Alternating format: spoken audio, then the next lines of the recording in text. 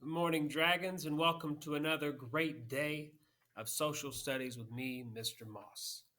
Last time, whenever we met on Tuesday, we talked about Native Americans and all of the diversity and how complex they were with their technologies and culture. The Europeans saw them as primitive, but hopefully, as you read and saw, they are anything but that. Europeans show up, find people who are like half naked in the Bahamas. Well, it's the Bahamas and it's extremely hot. So the Europeans are over there just sweating and sweating because they're covered from head to toe in layers of clothes. And the Indians are just sitting there nice and comfortable, right? Because they're like, why are they wearing all those clothes? So, again, perspective, right? What we're going to talk about today is going to be what's called the Columbian Exchange. It's also known as the Triangle Trade, and that's going to be the movement of ideas, goods, and even people from Europe, Africa, and the Americas, and how those continents are going to be interacting with each other, and some of the good and a lot of the bad that comes with it. Your independent activity, you're going to be reading a few articles about the contributions from each of those groups. And whenever you do that, uh, you're going to be putting those down in a list. Okay. And then next week, I'm going to have some type of like open note kind of quiz thing on Google that just kind of checks your understanding of everything we've covered so far. Okay. So without further ado, let me get rid of my face. Okay. So again, it's called the Columbian Exchange. Again, kind of after Columbus, but also known as the Triangle Trade because of the shape that the trade route will make. Our learning goal, you're going to analyze the impact that trade had on various societies of the new and the old world. And again, it's a pretty radical shift in the world once this starts happening. So, after Columbus's discovery, many European countries scramble, right, to plant their flag in the ground somewhere in the Americas. They want to get as much land as possible. Why? Land gives you access to room to expand, right? You can grow your population. You have access to natural resources, right? Back in Europe, where they've been there for hundreds, thousands of years, those natural resources are getting depleted, especially if you're an island like Britain, right? So you need access to natural resources and also new trade routes, new trade partners. Trade equals wealth. America has the greatest economy in the world. Uh, we are a superpower because of trade, right? Because of our wealth. Moving on. European traders would leave Europe, stop along Africa's western coast. They would do some trade there, and then they would travel across the Atlantic to the Americas, where they would sell and trade and whatnot there, and then head back to Europe, creating what you would consider to be a triangle, right? Each location offers different goods, different opportunities to make money. There's a lot of people who are going to get very wealthy traveling these routes, okay? And there's the map, right, showing you from Europe down to Africa's west coast and going over they would either go to the Bahamas, they would go to the eastern part of South America, the eastern part of North America, and then back to Europe. Okay. And they would trade at all these different points. Hopefully, if you're the merchant, you're trading to get more value each time and you walk away with a profit, right? Remember, though, we talked about sea travel is not easy, right? It is dangerous. You are putting your life on the line for various reasons. So keep that in mind also.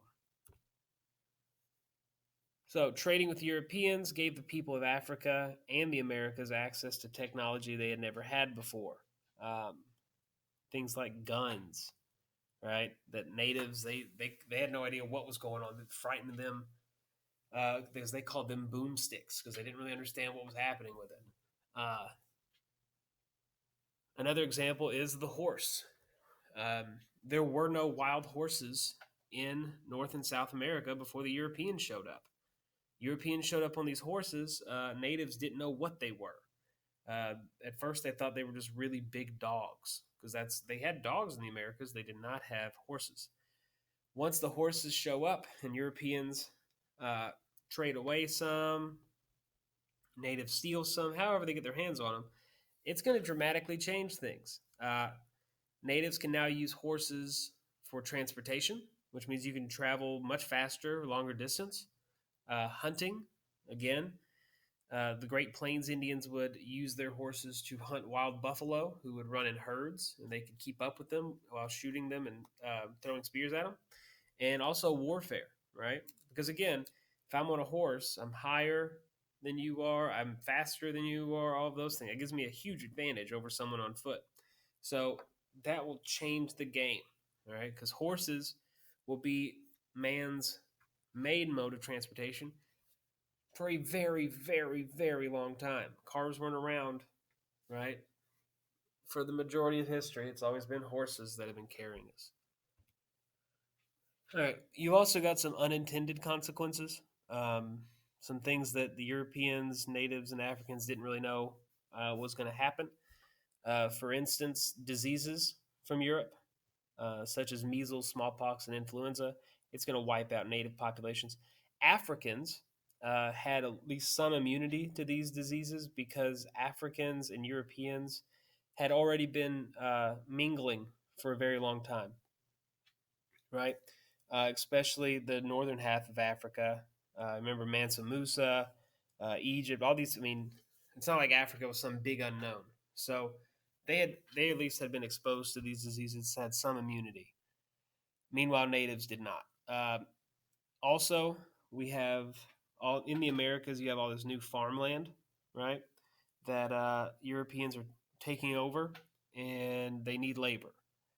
They try using natives as slaves, but a lot of times the natives would either die of disease very early on, and the Europeans would be stuck without any labor, or the natives would simply run away because the natives know the land, they know where they're going, they know the terrain, right?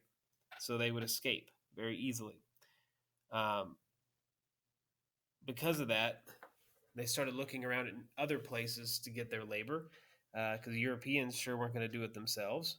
So that led them to import African slaves, right, from Africa, bring them over to the New World, where they could be bought and sold at market and used as labor uh, on plantations. Okay, so that's really the presentation right there. Um, again, for your independent work, you're going to go through, you're going to read two different articles about native contributions to the New World as well as African contributions. The middle column is Europeans. Um, if you have any ideas you want to jot down on there, you can. Normally, like I gave you three of them in this presentation, and that's guns, horses.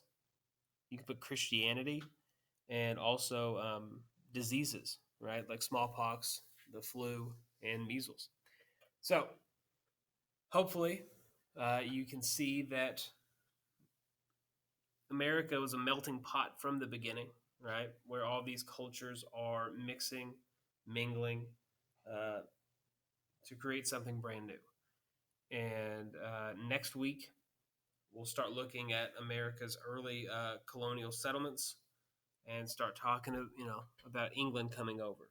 Because up until this point, it's been all pretty much Spain, but England's gonna quickly make its move for the Americas.